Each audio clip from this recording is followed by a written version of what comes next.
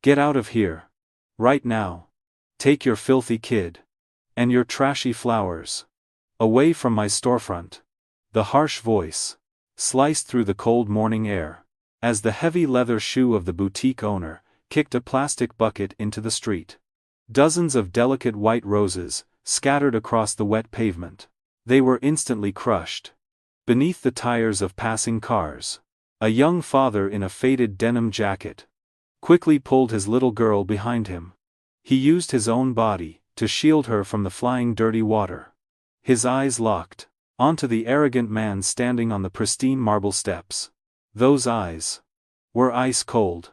They memorized every single detail of this humiliation. Kindness in the middle of a storm is a priceless gift. If you believe that God always protects honest fathers, leave the statement, "I believe in a father's love and justice," in the comments below. Make sure to subscribe to follow the rest of this story. To anyone walking past the luxury retail avenue that morning, Lucas looked like just another broke delivery driver, struggling to get by. His boots were scuffed, his hands were calloused. He held onto his 7-year-old daughter Mia, as if she was the only valuable thing he had left in the world. But appearances are almost always a lie. Lucas was not broke. He was the billionaire founder of a massive retail empire. He had built his fortune from the ground up, starting with nothing but a mop and a bucket, 20 years ago. Now, he was raising his daughter alone. After his wife passed away, he noticed that Mia was starting to take her privileged life for granted. She threw tantrums over the wrong brand of shoes. She refused to eat meals prepared by their private chef. Lucas knew he had to do something drastic before the money ruined her character. So, he stripped away the designer clothes. He parked the luxury cars. He took her out into the real world. With nothing but a few crumpled dollar bills in his pocket, he wanted her to feel what it was like to be invisible, to be ignored, to be hungry. They had been walking for hours in the biting cold. Mia tugged on his sleeve. "Dad, my stomach hurts. I am so hungry." Lucas looked down at her pale face. He reached into his pocket and pulled out 3 damp dollar bills. It was not enough to buy anything in this upscale district. He was about to break character and call his driver to pick them up. Suddenly, a soft voice interrupted his thoughts. "Here, take this." Lucas turned around. Sitting on a plastic crate next to the alleyway was a young woman named Lily. She looked like she was carrying the weight of the world on her shoulders. Her coat was threadbare and patched at the elbows. Her hands were red and cracked from the freezing wind. Beside her sat a half-empty bucket of cheap flowers. She was desperately trying to sell. Lily reached into her faded canvas tote bag. She pulled out a small piece of tin foil. Inside was exactly half of a plain turkey sandwich. It looked like it was meant to be her only meal for the entire day. She did not hesitate for a single second. She held it out to Mia with a warm, genuine smile. "I know it is not much, but it will help with the tummy ache. Go ahead, sweetie." Lucas stared at the sandwich. He knew exactly what this meant. This woman was giving up her own dinner for a complete stranger's child. He felt a lump form in his throat. "Thank you. You really do not have to do this." Lily just Eva sanded. In Mia's small hands, "We have to look out for each other out here. It is hard enough already." Mia took a bite, and her eyes lit up. For the first time all day, she smiled. Lucas watched Lily carefully arrange her remaining flowers. He saw the exhaustion in her posture. He saw the stack of past-due medical bills poking out of her bag. He was just about to ask her name, when the heavy glass doors of the boutique behind them slammed open. Marcus, the owner of the high-end clothing store, stormed out onto the sidewalk. He was wearing a custom Italian suit and a scowl that could curdle milk. "Are you deaf?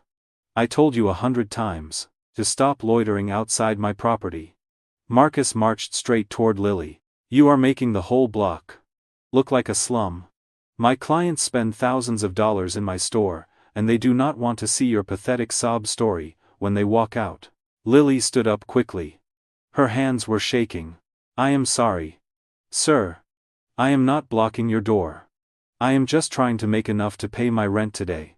Marcus let out a cruel, mocking laugh. Do I look like a charity? Do I look like I care about your rent? He pointed a manicured finger at Lucas and Mia. And now? You are attracting more trash. Look at this pathetic guy. He cannot even afford to feed his own kid. Without begging on the street, get off my sidewalk. Before I call the cops, and have you all arrested for trespassing. Seeing good people being trampled on makes your blood boil. God does not sit still when the innocent are bullied.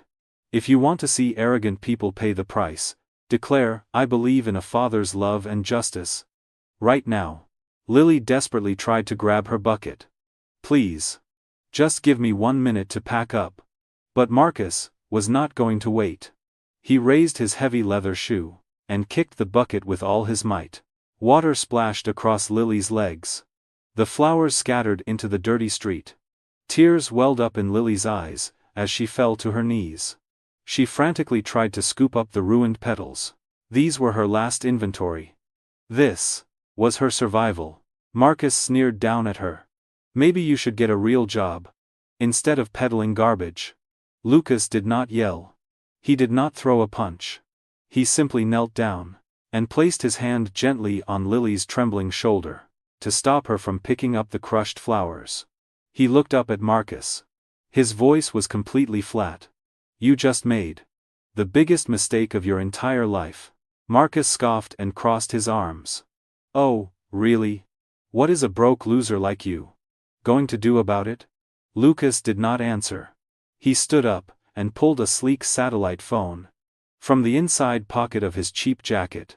He pressed a single button on speed dial. The call connected instantly, by the entire commercial block. On 5th and Oak. Yes. Right now.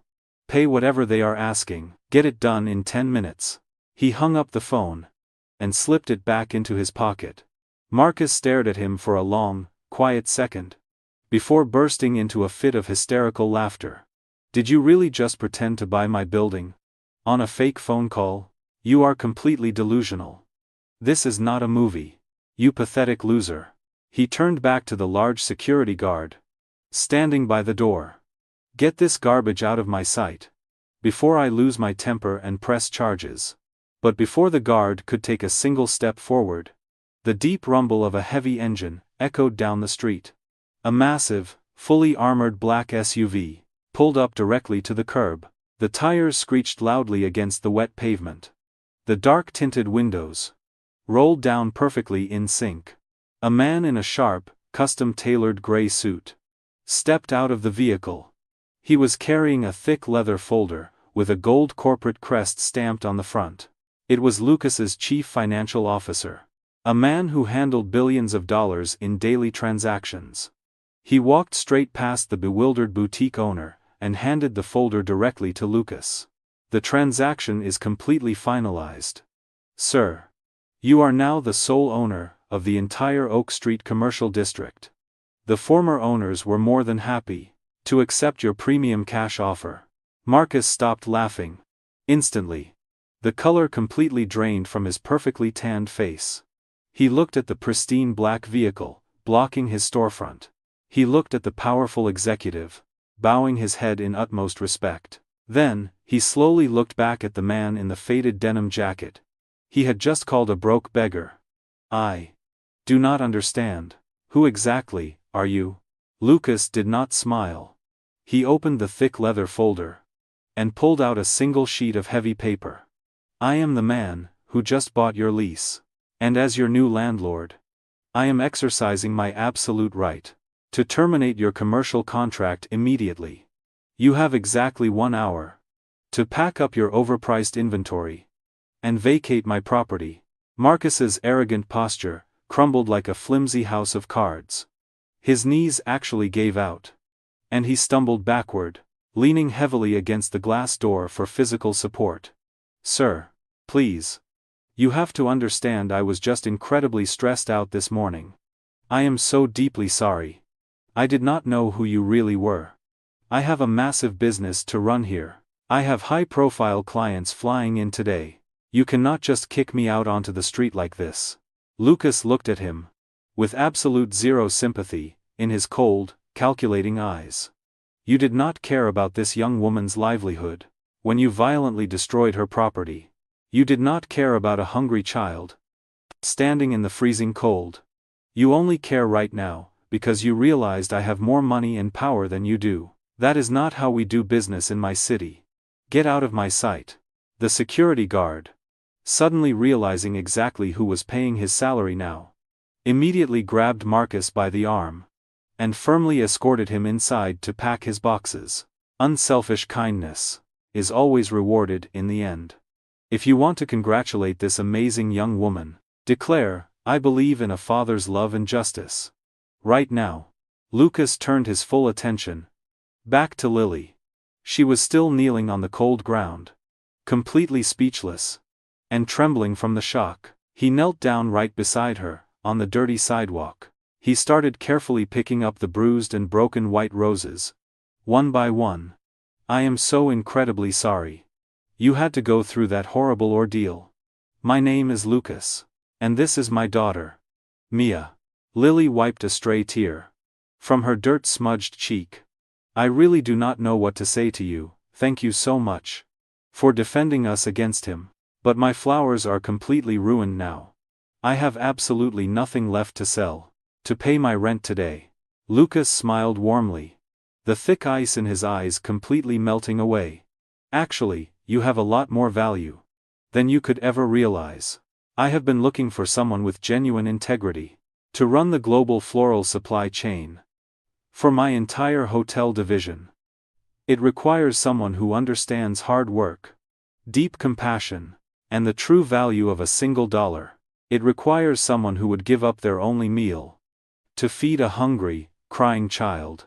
Lily gasped loudly, her red and cracked hands flying to her mouth, in pure disbelief. Are you serious? I do not even have a fancy college degree. I just know how to grow things and work extremely hard. Lucas shook his head gently. Degrees can easily be bought with a checkbook. Pure character, a relentless work ethic, and a fearless attitude cannot. The director position is yours, if you want to take the leap. Mia stepped forward and wrapped her small arms tightly around Lily's legs. Please, say yes.